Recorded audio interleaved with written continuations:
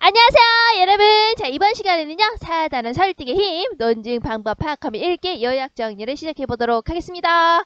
자, 역시 선생님이요 밴드에다 다 올려놨으니까요 다운받아서 여러분들 이거 프린트 같이 보면서 하면 좋을 것 같고요. 없는 다른 학교 학생들은 그냥 보시면 됩니다. 아시겠습니까? 왜냐면 이렇게 선생님 크게 화면을 띄워놨기 때문에 여러분들 그냥 봐도 다 알 수가 있어요. 자, 그러면 논증이라는 게 무슨 뜻인지 먼저 보도록 합시다. 자, 논증이라는 것은요, 여러분들 이 논증이라는 것은 뭐냐? 선생님이 얘기를 했었죠. 여러 가지 근거를 들어서 내 주장이 참이야 라는 것을 논리적으로 증명해 가는 요 과정! 요것을 뭐라고 한다? 논증이라고 한다 라고 얘기를 했었습니다. 자, 기억이 나시나요? 자, 이것을 똑같이, 이 말이 다 똑같아요. 요 말을 요 세 개의 문장으로 똑같이 이렇게 표현을 해 놓은 거예요. 자, 그러니까 주장이 뭐겠니? 결론이 되겠죠. 주장. 이 결론과 그리고 이 근거 전제 사이의 관계는 똑같은 말이죠. 그러니까 근거가 주장이 참임을 증명하는 요 방법, 요게 요 근거하고 주장 간의 관계 아니겠습니까? 똑같은 말이에요. 자, 그리고 하나 이상의 명제와, 그러니까 명제가 뭐라 그랬지? 참과 거짓을 판단할 수 있는 논리적 판단 내용과 주장이라고 적혀 있어요, 교과서에서. 그래서 적어놨는데, 사실은 이제 참과 거짓을 판단할 수 있는 문장이라고 생각을 하시면 돼요. 선생님 얘기했죠. 선생님이 나무예요! 이랬을 때 여러분들이, 아닌데! 그거 아닌데! 이렇게 얘기하시죠. 그거 땡! 이렇게 거짓이라고 말할 수 있죠. 이렇게 참인지 거짓인지 구별할 수 있는 여러 문장을 명제라고 하는 거예요. 그래서 여기서 명제가 뭐겠습니까? 바로 근거에 해당이 되겠죠. 그러니까 여기 근거란 얘기예요. 근거가 명제겠죠. 명제를 바로 이제 근거로 들어서 주장을 펼치는 방식 역시나 똑같은 말을 이렇게 세 가지 방식으로 했다. 자, 그리고 여기 여러분들이 또 하나 체크해야 될 거 있다고 했죠. 자, 이렇게 근거를 들어서 주장이 참임을 증명해 간다, 논리적으로 증명해 가는 요 과정을 논증이라고 하는데요. 자, 그 중에서 여기 근거를 뭐라고도 한다고, 전제라고도 한다고, 주장을 뭐라고도 한다고, 결론이라고도 한다고, 이 용어를 잘 알아두세요. 자, 그러면 이 논리적으로 증명해 가는 이 논증 방법에 몇 가지가 있다 했습니까? 바로 세 가지가 있다고 했죠. 첫 번째 기납이 있고요. 두 번째 연역이 있고요. 세 번째 유추가 있습니다. 아시겠죠? 자, 그럼 기납부터 먼저 볼까요? 자, 기납부터 선생님이 뭐라고 했죠? 내가 가진 근거가 참이야 라는 것을 주장해 가는 거야. 내 근거를 들어서 내 주장이 참이야 라는 것을 논리적으로 증명해 가는 요 과정이 논증이라고 했습니다. 자, 그러면 여기서 이제 근거하고 주장, 이거가 다른 거죠. 자, 기납은 뭐가 되는 겁니까? 바로 내가 가지고 있는 근거가, 이 근거가 어떤 거? 구체적인 사실에 해당이 되는 거야. 구체적인 사실을 근거로 삼아서 일반적인 원리나 사실을 결론을 얻어서 이렇게 이끌어내는 것을 우리가 기납이라고 하는 거예요. 역시 선생님 암기하는 거 알려줬죠? 구체적인 사실에서 가는 거니까 기역에서 이응으로 가죠. 그러니까 기역이니까 이렇게 기납, 기역 이렇게 암기하시면 됩니다. 자, 그럼 어떻게 구체적인 사실을 근거로 삼는 거냐? 자, 이런 식인 거죠. 자, 볼까요? 자, 나비는 알을 낳는다. 매미도 알을 낳는다. 라고 했는데, 나비라는 것은요, 구체적인 사실이죠. 왜냐면, 요 밑에 걸 보면 아실 수 있어요. 결론이 뭐니? 따라서 곤충은 알을 낳는다. 라고 했었죠. 아하! 여러분 딱 보시면 감이 잡히지 않습니까? 곤충이라는 것은 뭐야? 바로 일반적인 거죠. 곤충이라는 건 나비하고 매미보다 범주가 훨씬 더 큰 일반적인 거잖아요. 요 곤충 안에 뭐가 들어가는 거예요? 곤충 안에 나비하고 우리가 매미가 들어가게 되는 거죠. 그 나비하고 매미는 바로 구체적인 개별적인 사실이 되는 거야. 이 작은 데서 어떻게 묶으면 뭐가 되는 거야? 곤충이 되는 거죠. 요 큰 범주로 내가 추리해가는 요거를 뭐라고 하냐? 바로 기납이라고 하는 겁니다. 그래서 나비는 알을 낳는다. 구체적으로 개별적인 하나의 사실이죠. 곤충 안에 들어가니까. 매미도 알을 낳는다. 구체적인 사실이죠. 곤충 안에 들어가니까. 이런 것들을 근거로 해서 내가 조사해 보니까 아하, 일반적으로 곤충은 알을 낳는구나 라고 결론을 내릴 수 있다는 거예요. 그래서 곤충은 뭐야? 일반적이죠?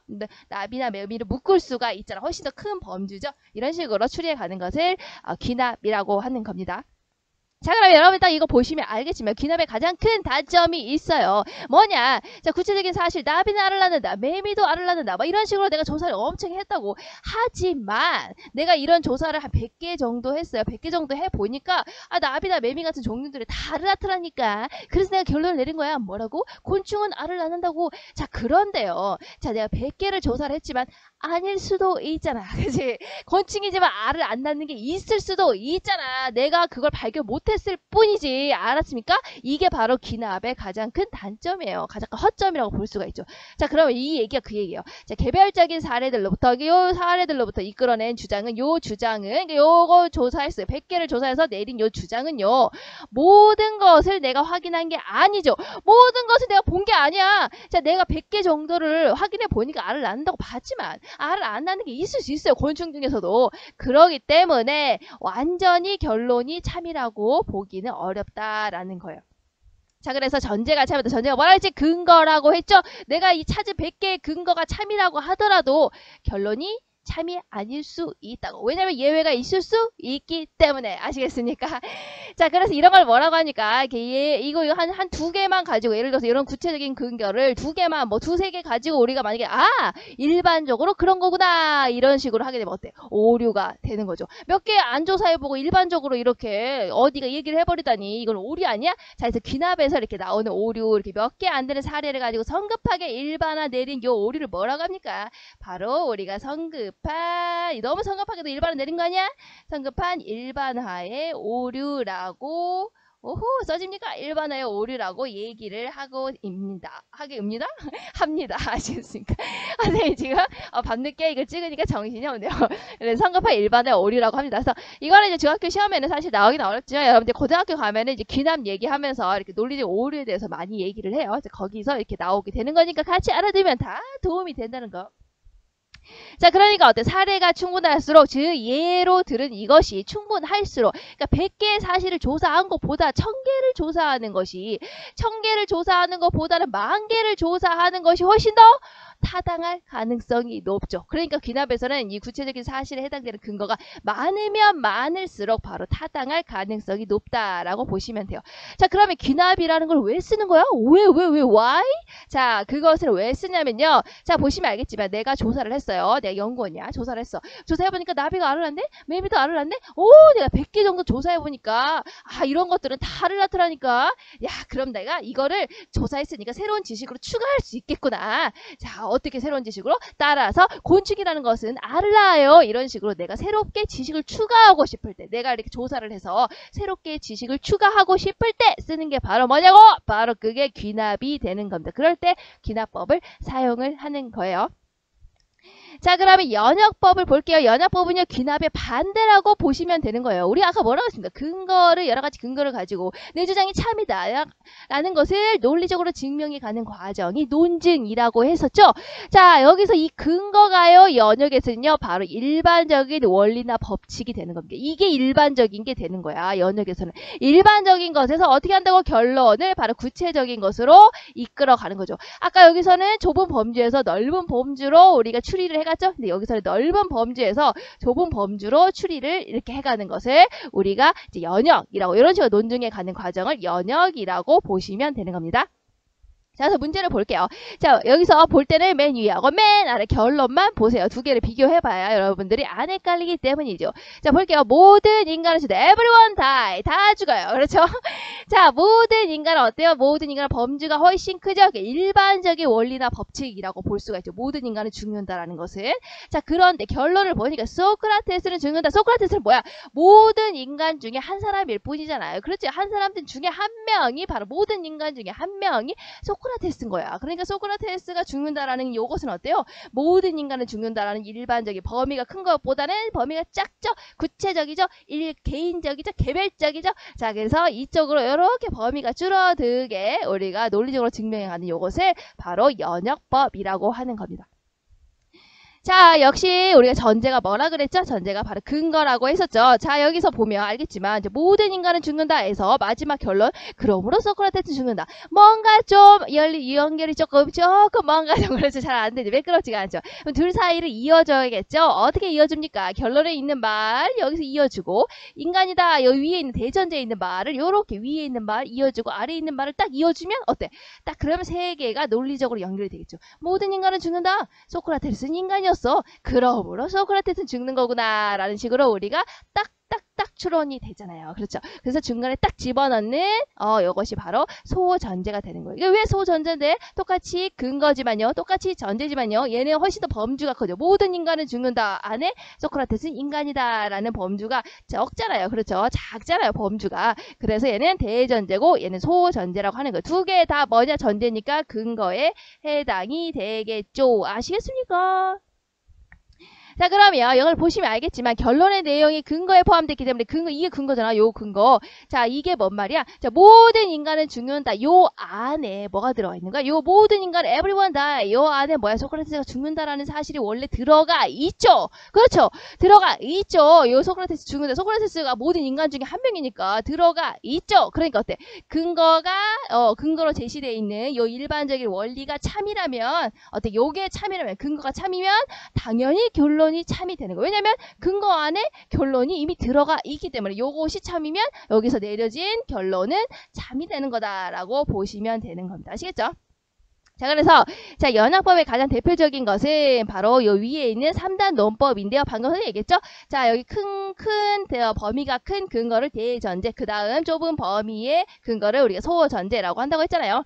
자, 이렇게 자, 대전제, 그 다음에 소전제, 결론으로 갈 때 우리가 단계가 어떻게 되니? 1단계, 2단계, 3단계 이런 식으로 우리가 논리적으로 증명해 가죠.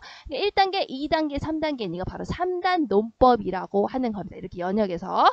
자, 그래서 이렇게 참이, 대전제는 항상 참인 거예요. 항상 참이어야 이 안에 들어있는 결론이 당연히 참이 되는 것이다 라는 겁니다. 아시겠습니까? 자, 그러면 연역법은 왜 사용하는 겁니까? 아까 귀납법은 새로운 것을 내가 추가하고 싶을 때 쓴다고 했잖아요. 연역법은요. 자, 그러므로 소크라테스는 죽는다 이 말을요. 요걸요. 내가 증명을 하고 싶어요. 증명하고 싶어서 쓰는 게 바로 연역법이 되는 거야. 내가 소크라테스는 죽는다 요 사실을 증명하고 싶다니까? 그럼 어떻게 하겠니? 기존에 우리가 알고 있던 일반적인 원리, 참이라고 여겨지는 일반적인 원리를 가지고 와서 내가 증명하면 되겠지.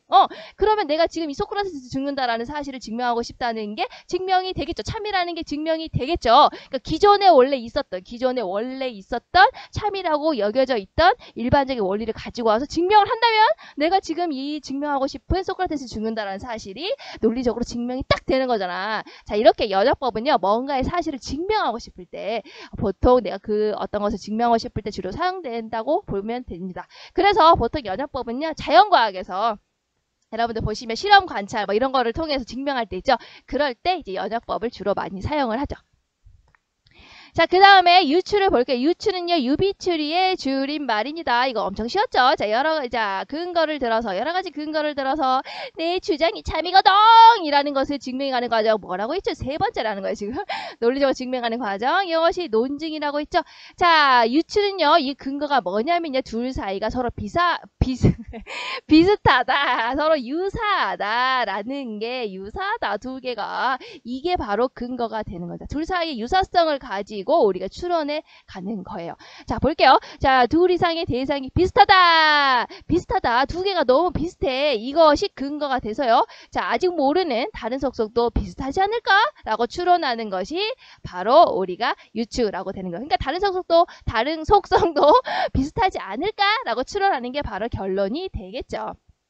선생님이 수업 시간에 예를 들었었죠. A라는 개가 있고 B라는 개가 있다고 이렇게 얘기를 했었죠. 그래서 내가 지나가다가 A라는 개를 봤는데 A라는 개가 겁나 커. 와우! 근데 날 보지니까 얘가 막 짖는 거야. 오마이갓! 자, 그런데 얘가 뛰어와서 나를 앙! 하고 물어버린 거야. 자, 어때요? 나는 이제 이 A라는 이 개에 대해서 트라우마가 생겼죠. 근데 내가 지나가다가 B라는 개를 봤어. 오마이갓! 근데 B라는 개가 A라는 개하고 유사한 거야. 비슷한 거야. 너무나 비슷해. 어떻게 비슷했냐? B라는 개도요, A라는 개처럼 굉장히 큰 거야. 오메가. 거기다가 나를 보고 짖기 시작했어. 자, 그러면 얘가 아직 물지는 않았거든요. 아직 몰라요. 자, 그런데 우리가 어떻게 볼 수 있습니까? A라는 개하고 B라는 개가 상당히 유사하죠? 상당히 비슷하잖아. 얘도 크고 짖고 얘도 크고 짖었잖아. 그럼 얘는 어떨 가능성이 높다는 거야? 얘도요, A랑 비슷하니까 이 개도 날 보면 물겠구나. 물 가능성이 높겠구나. 라고 이런 식으로 추리하는 것을 유추라고 하는 거예요. 아시겠죠? 자, 그런데 이것은 귀납 논증에 속하게 된답니다. 아까 귀납 논증 선생님 얘기를 했죠? 구체적인 사실을 통해서 일반적인 원리로 가는데, 자, 위에 있는 것이 참이어도 아래가 참이 아닐 수 있다라고 했죠. 왜 그런다고 했지? 예외가 있을 수 있기 때문에 라고 했죠. 이것도 똑같아요. 자, 보세요. 자, 유추도요. 크고 짖고 그래서 날 보고 물을 수 있죠. 하지만 안 물을 수도 있잖아. 그치? 얘는 나를 안 물을 수도 있어. 얘는 크고 짖지만 날 보고 안 물을 수도 있죠. 자, 그래서 얘도 귀납에 들어가게 되는 거야. 자, 그리고 여러분들 딱 윤식을 챘지만 어때요? 둘 사이가 상당히 유사하면 유사할수록, 두 개가 상당히 비슷하면 비슷할수록 어때? 얘가 물 가능성이 높아지겠죠. 이 개랑 A라는 개와 B라는 개가 상당히 비슷한 점이 많으면 많을수록 어떤다고? 물 가능성이 높잖아. 그러니까 둘 사이가 유사하면 유사할수록 결론의 타당성이 높아진다라는 게 바로 그 말이에요. 그러니까 두 개가 비슷할 가능성이 높다는 얘기야. 자, 그래서 이제 생소한 이런 경우에는 보통 이제 유추를 왜 사용한다고 했습니까? 유추는요, 바로 이제 생소한 개념을 설명할 때 주로 사용을 하는 거예요. 그러니까 예를 들어서 스마트폰이 난생 처음 나왔어요. 진짜 완전 처음 나왔어. 자, 완전 처음 나왔으면 이거를 사람들한테 설명을 하고 싶어. 그럼 어떻게 설명을 하겠습니까? 스마트폰과 유사한 기존에 있었던 걸 가지고 스마트폰을 설명하면 훨씬 더 쉽겠죠. 자, 그럴 때 유추를 사용하는 거야. 뭐라고? 자, 스마트폰 잘 모르겠죠, 여러분? 자, 근데 스마트폰은요, 컴퓨터하고 굉장히 하거든요. 이것도 컴퓨터처럼요. 여러 가지 계산도 빨리빨리 할 수 있고요. 동영상도 볼 수가 있고요. 편집도 할 수가 있고요. 여러분들 사진도 찍어서 바로바로 이렇게 편집해서 올릴 수도 있고요. 그런 것들을 다 할 수 있답니다. 막 이런 식으로 비슷해요. 비슷하니까요. 컴퓨터가 가지고 있는 속성을 스마트폰도 가지고 있을 거예요. 라는 식으로 새로운 개념, 아주 새로 나온 거, 정말 모르는 거, 이거를 설명하고 싶을 때 기존에 우리가 알고 있는 거 있죠? 그거를 가지고 와서 두 개가 비슷하잖아요. 가지고 와서 설명할 때 쓰는 게 바로 유추입니다. 유추입니다. 죄송합니다. 갑자기 목이 메어서. 아무튼 뭐 그렇다는 거고요. 자, 그 다음에 자, 논증 방법 이런 식으로 우리가 방금 연역, 유추, 귀납을 파악하면서 읽는 방법을 볼까요? 어떻게 보는 거냐? 글의 주장과 근거를 찾아야겠죠. 논리적인 글이니까요. 근거를 찾아서 글쓴이가 말하고자 하는 바를 파악하기. 두 번째, 주장과 근거 사이의 관계를 보면 주장과 근거 사이의 관계가 뭐겠니? 여기서 주장과 근거 사이의 관계가 일반적인 원리에서 구체적인 사실로 가는 건가? 구체적인 사실에서 일반적인 원리로 가는 건가? 아니면 비슷한 속성에서 다른 것을 유사할 것이라고 추론하는 것인가? 이런 식으로 통해서 글의 쓰이 논증 방법 파악할 수가 있겠죠. 이게 연역이구나. 이래서 얘가 귀납이구나. 이래서 유추구나. 이렇게. 자, 그리고 그런 논증 방법을 중심으로 우리의 글의 전개 방식이나 구조를 파악할 수가 있겠죠. 예를 들어서 연역이구나 이게 딱 봤더니 주장과 근거가 사이의 관계를 통해서 논증 방법이 연역이구나 라는 걸 봤을 때 그렇다면 이 글의 전개 방식은 3단 논법으로 이루어지겠구나. 이런 거를 우리가 이제 이해를 딱 할 수가 있다는 그 놀라운 사실이에요. 자, 그 다음에 사용된 논증 방법의 타당성을 따져서 우리가 비판적으로 이해할 수 있죠. 이거 선생님이 얘기했었죠. 자, 이거 뭐라 그랬지? 자, 구체적인 사실 몇 개 안 되는데 이거 가지고 너무 성급하게 일반적인 원리로 간 거 아니야? 이거 성급한 일반의 오류 아니야? 이런 식으로 우리가 타당성을 따져서 비판적으로 이해할 수도 있게 되는 거랍니다. 자, 다음 장으로 넘어와서 논증 방법 파악하면 읽기의 효가 바로 얘기했죠. 글의 전개 방식이다. 글의 구조를 체계적으로 이해할 수 있다. 이게 3단 논법이거나 만약 연역법일 경우에 뭐 이런 걸 알 수 있다는 거예요. 자, 그리고 이거 나서 이제 주스니의 주장이 타당한지 판단하면서 읽을 수 있다. 방금 얘기했죠. 성급하게 일반화 내린 거 아니야? 예를 들어서 연역 같은 경우에는 우리가 뭐라고 또 이제 딴지를 걸 수 있겠니? 예를 들어서 전제가 참이어야만, 근거가 참이어야만 결론이 반드시 참이 되는 거죠. 그러면 여러분들 뭐라고 할 수 있겠니? 내가 보니까 그 전제가 참이 아닌 것 같은데? 라고 얘기하셨죠. 참이 아닌 것 같아 그거. 그러니까 네가 내린 결론 그거 참 아니야. 이런 식으로 비판적으로 우리가 얘기를 할 수가 있죠. 자, 그런 식으로 우리가 이제 글의 내용을 비판적으로 이해하면서 읽을 수가 있게 된답니다. 그러니까 논리적인 글을 계속 읽다 보면 머리를 계속 회전하게 되잖아요. 생각을 많이 하게 되잖아요. 그래서 이런 글을 많이 읽게 되면은 여러분들 사고력이 많이 높아지게 된다는 이점이 있어요. 자, 그러면 우리가 이제 뒤에 넘어가서 생명을 불어넣는 마법사의 불 기억나십니까? 윙가디움 레비오사 했던 거. 자, 거기 작품 내용을 같이 한번 보도록 합시다. 자, 볼게요. 작품은요 굉장히 과학적이었고 이제 실험 얘기였고 논리적이었고 이제 이거 왜냐면 논증 과정 나왔었죠. 귀납적인 글이었죠. 왜냐면 이게 귀납법이 적혀져 있었죠. 자, 제재를 과학자들의 여러 가지 탐구 사례가 있었죠. 자, 그걸 통해서 당연하다고 믿는 사실을 의심하는 것에서부터 우리가 탐구가 시작된다라고 했었어요. 자, 그럼 선생님이 여기 구성을 다 이렇게 넣어놨거든요. 한번 볼까요? 자, 처음 부분에서 뭐였죠? 세 단계로 나누어진다고 얘기를 했었죠. 맨 처음은 일문단의 내용이었는데, 이제 연구 왕립학회의 모토를 바탕으로 해서, 이제 여기서 이렇게 모토를 바탕으로 해서 우리가 뭐라고 했냐? 탐구한다는 것이 이런 것이야, 라는 것이다, 라고 나와 있었죠. 여기서 말하는 탐구한다는 것은 바로 무엇이었습니까? 당시에 사람들이 아주 철석같이 믿고 있던 사실을 당연하게 받아들이지 않고 의심하는 거, 그거 아니거든! 이렇게 의심하는 것을 우리가 뭐라고 한다고 했습니까? 바로 우리가 탐구한다 라고 얘기했었죠. 그걸 누가 얘기했다고? 연구 왕립학회에서도 이런 식으로 얘기를 했다고, 나처럼 하면서 우리가 이제 여기서 인용을 했었죠. 자, 그 다음에 이제 중간 부분을 볼게요. 중간 부분은 2에서 7문단까지의 내용이었죠. 자, 그 중에서 세 가지의 예가 있었어요. 맨 처음에 뭐였지? 자, 파스테르가 미생물 발생 탐구 사례에 대해서 얘기를 했죠. 선생님이 이거에 대해서는 다 영상 다 올려놨으니까요. 이제 혹시 모르겠다라는 학생은 이제 원래 그 영상으로 가서 보시면 됩니다. 자, 거기서 뭐라고 했습니까? 파스테르가 살던 시대의 사람들은 어떻다고? 미생물이 저절로 발생한다고 믿었다고. 자, 그런데 파스테르가 뭐라고 했지? 아니거든! 이렇게 탐구하는 자세를 가지게 됐죠. 하고 막 실험을 빨빨빨빨 6주 막 실험 있었죠?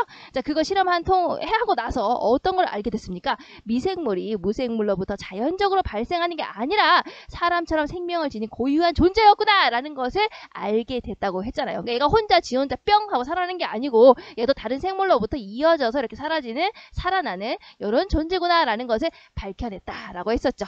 자, 어쨌든 얘도 탐구를 했네요. 자, 두 번째, 갈릴레이가 자연학과 탐구 사례가 있었죠.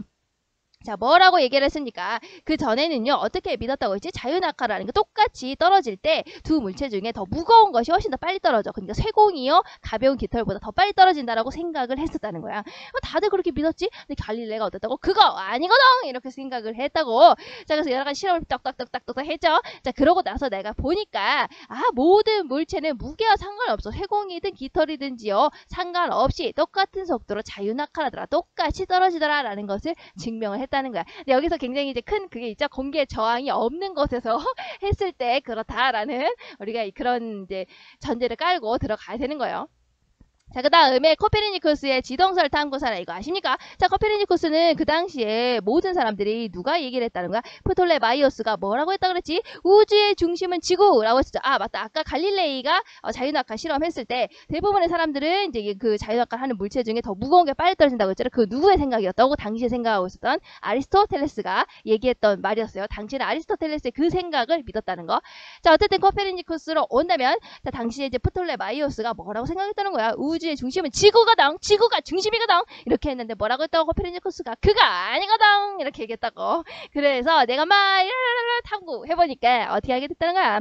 지구는요 중심이 아니었어. 태양이 중심이었지. 태양이 중심이고요. 태양을 중심으로 지구가 도는 지동설을 주장을 하게 되었다. 그래서 탐구하는 예시를 이렇게 든 거예요. 자, 그래서 마지막 끝부분은 8문단에 나와 있어요. 자, 그래서 결론적으로 탐구하는 것이라는 건 이런 것이었구나 라는 것을 알게 됐죠. 자, 뭐라고 했죠? 우리를 둘러싸고 있던 잘못된 믿음에 기존에 우리가 믿고 있던 잘못된 믿음에 의심을 품고 그거 아니거든. 그리고 나서 어떻게 한다는 거야? 새로운 가설을 세우고 내가 실험을 통해서 입증을 해야지 그게 아니라는 걸. 그리고 나서 잘못을 바로잡는 거. 이것이 바로 탐구하는 것이구나 라는 것을 우리가 알게 되었다는 거예요. 자, 그럼 여기에 특징을 볼까요? 연구 왕립학회의 모토를 인용을 했죠. 연구 왕립학회에서 이런 얘기를 했다고 이런 식으로 인용을 해서 주장을 뒷받침해서 신뢰성을 높이고 있더라.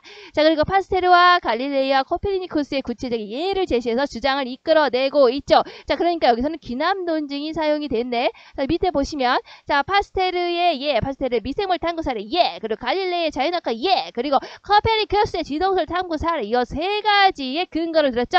세 가지의 예를 통해서 보니까 얘도 탐구했잖아. 갈릴레이도 탐구했어. 코페르니쿠스도 이렇게 탐구했어. 아, 그렇구나. 일반적으로 내가 결론을 내려보니까 요 근거 세 가지를 보니까 모두가 옳다고 주장하는 것, 당연한 상식으로 믿는 것도 의심해야 되는 거구나. 그렇구나. 탐구라는 것은 파스텔가 한 것처럼, 갈릴레이가 한 것처럼, 코페르니쿠스가 한 것처럼 잘못된 믿음에 의심을 품고 그 잘못을 바로잡는 것을 말하는 거구나 라고 일반적인 결론으로 갔죠. 자, 그럼 무슨 논증? 바로 귀납 논증이라는 거 체크하고 다음 장으로 넘어갑시다.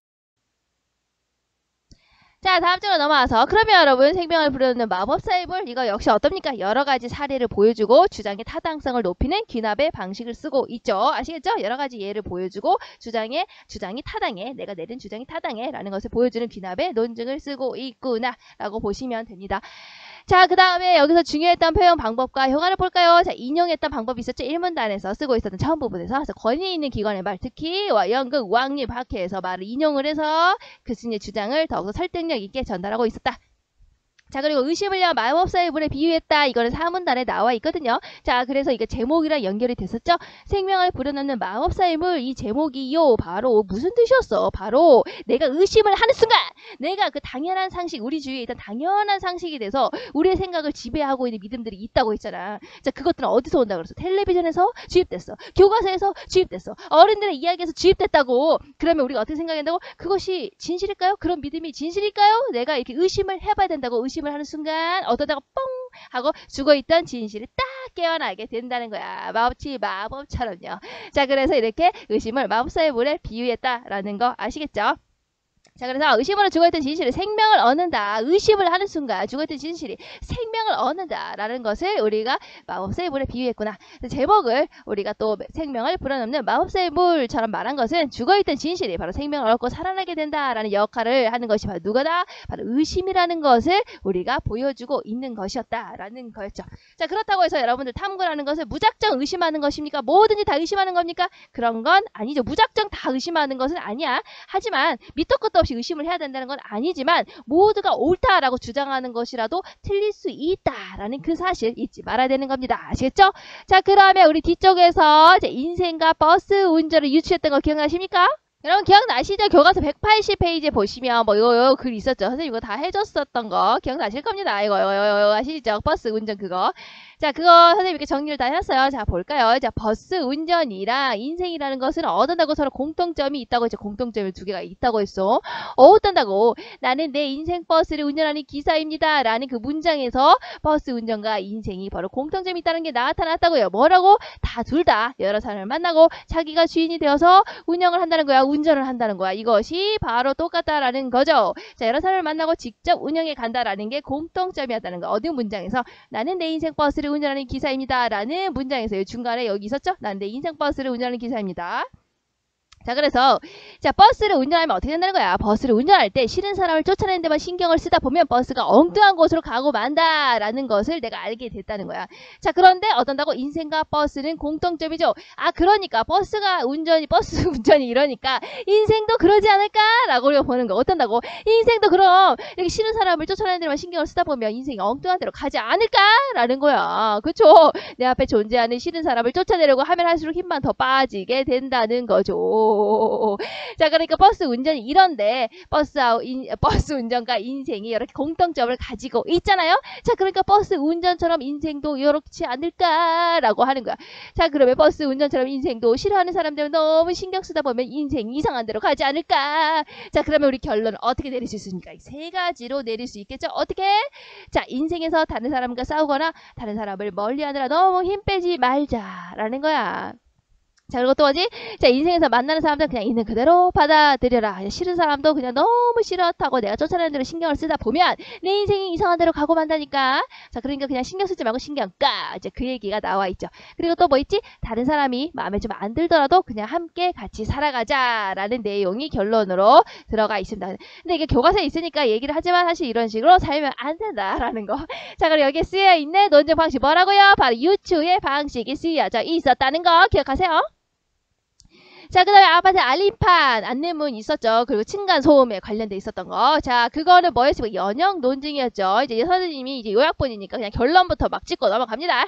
자, 전제가 뭐였죠? 사람들 사이의 문제는 소통으로 해결이 됩니다. 그거 뭐였죠? 사람들 사이의 문제는 일반적인 원리죠. 일반적인 사람들 사이의 문제잖아. 결론을 볼까? 결론! 서로 이해하고 소통한다면 층간소음으로 생기는 갈등도 해결할 수 있습니다. 자, 사람들 사이의 문제는 일반적인데 그 중에 하나가 층간소음인 거잖아. 사람들 사이에 문제가 얼마나 많겠는데 사기도 있고 절도도 있고 막 폭행도 있고 여러 가지 있지 않겠습니까? 자, 그 중에 하나가 층간소음으로 생기는 갈등인 거죠. 범위가 줄어들었죠. 자, 그럼 무슨 논증이야? 일반적인 것에서 구체적인 것으로 갔으니까 연역 논증이 되겠죠. 자, 그리고 여기 대전제에서 바로 결론을 내리면 말이 안 된다고 했죠. 그래서 가운데 이제 이 말이 되게 썩 집었는데 했죠. 층간소음, 내역, 사람들 사이의 문제 이렇게 이어준다고 했죠. 대전제 내용 들어가고 결론의 내용 들어갔어. 저전제 딱 들어가면 이렇게 1단계, 2단계, 3단계인 3단 논법으로 이루어져 있는 연역 논증이 나타나게 되죠. 아시겠죠? 자, 그럼 이거 왜 썼다고? 알림판 이거 왜 쓴 거야? 왜? 자, 주민들끼리 서로 이해하고 소통하기를 부탁하기 위해서 결국 층간소음으로 인한 문제를 우리가 서로 이해하고 소통하면서 해결을 해봅시다 라는 목적에서 우리가 만들게 된 거랍니다. 자, 그 다음에 자, 아파트 알림판 안내문에 대해서 우리가 타당성을 얘기한 게 있었어요. 그 타당해 아니야 여자애가 막 손들고 있는 부분이 있었거든요. 여기 있죠. 여기 183페이지요. 183페이지에서 이게 그러니까 이 주장을 펼치는 방식이 타당한가 아닌가 이거 물어보는 거 있죠. 요거. 자, 여러분 딱 볼 때 뭘 생각이 되는 거야? 이 아파트 알림판 안내문은 바로 뭐였지? 연역 논증이었죠. 그걸 딱 생각하는 거야. 그걸 딱 생각하고 타당성을 판단할 때 연역 논증에서 뭐가 중요하다고 했지? 바로 전제가 중요하다고 했죠. 근거가 참인 게 중요하다고 했잖아. 자, 그럼 이게 타당하다, 논리적으로 옳다라고 한다면 뭐라는 거야? 이 근거로 든 대전제와 소전제가 옳다라는 게 나와야 되는 거야. 그래서 얘가 옳고요, 대전제가 옳고요, 소전제가 옳기 때문에 내리는 결론이 참이야. 그래서 타당하다고 이렇게 볼 수가 있는 거예요. 연역 논증이니까. 자, 그럼 이게 타당하지 않다. 뭐 때문에? 바로 대전제하고 소전제에 해당되는 바로 이 근거가 타당하지 않다. 근거가 바로 참이 아니다 라고 한다면 어떻게 된다고? 바로 여기서 내려오는 결론이 참이 아니게 된다고. 그러니까 타당하지 않다. 요렇게 봐야 되는 겁니다. 연역논증은요, 바로 가지고 있는 전제가 참이냐, 전제가 참이 아니냐, 이게 엄청나게 중요한 겁니다. 아시겠습니까? 다음. 자, 그 다음 페이지로 넘어가서 광고 있죠. 광고 기억나십니까? 광고 이거 있지. 이거 선생님 얘기했었었죠. 예약은 약속입니다 해갖고 이거 뭐가 생략돼 있었다고, 대전제가 생략돼 있었다고. 요거까지 기억이 나야 되는 거예요. 자, 그래서 역시나 이거 요약본이니까 선생님이 그냥 결론부터 다 얘기를 하자면, 자, 약속을 못 지키면 알려줘야 한다라는 게 생략돼 있었죠. 나와 있지 않았어요. 자, 예약은 약속입니다. 이거는 나와 있었죠. 자, 보세요. 예약은 약속입니다. 이거 나와 있죠. 소전제는 나와 있어요. 결론이 뭐였지? 예약 주소 전화 주세요. 이게 결론이었죠. 근데 위에 있다가 대전제는 어땠다고? 생략돼 있었다고요. 이거 기억나시죠? 자, 그래서 그걸 딱 요약해보면 요렇게 되는 겁니다. 그 맨 위에 볼게요. 약속을 못 지키면 알려줘야 한다라는 것이 일반적인 원리죠. 약속이라는 것이 일반적인 원리죠. 자, 그런데 맨 마지막에 결론을 보죠. 예약 취소 전화 주세요. 자, 약속 중에 여러 가지 약속 중에 하나가 뭐라고? 바로 예약 약속이 되겠죠. 약속 많이 있겠죠. 여러 가지 약속이 있겠지. 친구 사이에 약속도 있을 것이고 뭐 그렇죠. 여러 가지 약속이 있는데 그 중에 하나가 예약 약속이죠. 예약 취소, 예약을 하는 약속인 거죠. 자, 그거를 취소할 때 전화를 주세요 라고 했으니까 약속에서 예약으로 범주가 줄어들었죠. 구체적으로 개별적인 것으로 줄어들었죠. 그럼 뭐라고? 일반적인 것으로 구체적, 바로 뭐라고? 연역의 방식이 쓰였다고. 아시겠습니까? 여기서는 이렇게 연역의 방식이 쓰였고요. 대전제가 생략이 되어 있었구나 라는 것을 잘 체크를 하시면 됩니다. 자, 그 다음 내용은 뭡니까? 바로 이게 스마트폰 광고 기억나십니까? 약간 이게 중이병 걸렸던 요 내용. 자, 선생님이 역시 이제 요약보니까 다 정리를 해놨으니까 보자면, 자, 스마트폰을 내려놓으면 어떤 일이 벌어진다고? 친구가 손잡고 팔씨름하고 두 팔 펴서 엄마 포옹하고 친구에게 비밀 쪽지를 쓰고 상상의 나라를 마음껏 그려보고, 오마이갓, 옛날 힘껏 큰 소리로 노래를 부르고 여러분들 중이병에 빠져들고 있어요. 그룹마다 이름을 지어주고 으악. 자, 그리고 공원에서 숨이 찰 때까지 뛰어보고, 어우 희망찬 어린이의 모습이네요. 자, 어쨌든 스마트폰을 내려놓으면 다 이렇게 되고, 스마트폰을 내려놓으면 이렇게 되고, 스마트폰을 내려놓으면 이렇게 할 수가 있다는 거예요. 이런 것들은 다 뭐니? 구체적인 사례가 되겠죠. 맨 마지막에 스마트폰을 멈추면 따뜻한 즐거움이 시작됩니다 라고 나와 있지. 이 따뜻한 즐거움이 뭐야? 바로 요것을 다 묶어서 따뜻한 즐거움이라고 한 거죠. 일반적인 원리로 간 거죠. 결론이죠. 자, 그럼 뭐겠지? 구체적인 것에서 일반적인 것으로 갔으니까 뭐겠니? 바로 기납의 방식이 쓰여져 있구나 라고 이제 보시면 됩니다. 자, 그 다음에 교실을 깨끗이 사용하자라는 내용과 연결돼 있던 요거 기억나십니까? 여기 나와있죠. 요거. 교실을 깨끗하게 하자. 요거 같이 봅시다. 선생님이 이거 다 정리를 또 해놨어요. 자, 여기 내용이 뭐라고? 사람은 환경이 깨끗해야 마음이 안정된다라는 게 일반적인 원리죠. 사람 환경이 깨끗해야. 결론을 보자 따라서 우리는 교실을 깨끗이 해야 합니다. 사람 중에 사람들 중에 여러 사람이 있겠죠. 엄마, 언니, 동생, 남동생 여러 가지 있겠죠. 그 중에 하나가 우리가 되겠죠. 범주가 줄어들었죠. 여러 가지 환경들 중에서 교실 환경인 거잖아. 범주가 줄어들었죠. 그럼 무슨 논증이 쓰였다고? 일반적인 것으로, 구체적인 것으로 바로 연역의 방식이 쓰였구나. 제일 위에 있는 거 이것이 바로 대전제고요. 그 다음에 이제 대전제와 결론을 이어준 요 가운데가 소전제가 되겠죠. 소전제 역시 뭐라고? 교실은 우리가 생활하는 중요한 공간이 있다. 자, 그래서 이것을 이어주는 내용이 들어가 있었죠. 우리가 교실을 깨끗이 해야 된다라는 거하고 연결이 되도록 소전제가 딱 들어가 있다고 했었습니다. 그러니까 이것도 전제 중에 하나라는 걸 잊으시면 안 돼요. 자, 그 다음에 자, 이 부분 있죠? 이 부분 역시 여러분들도 같이 한번 봅시다. 자, 선생님이 정리한 걸 보시면 교실이 깨끗한 5반은요 활동적이고 명랑한 분위기다. 구체적인 사례가 나와 있네. 6반도 교실이 늘 깨끗한데 아이들 사이가 무척 좋다. 구체적인 사례가 또 들어갔네.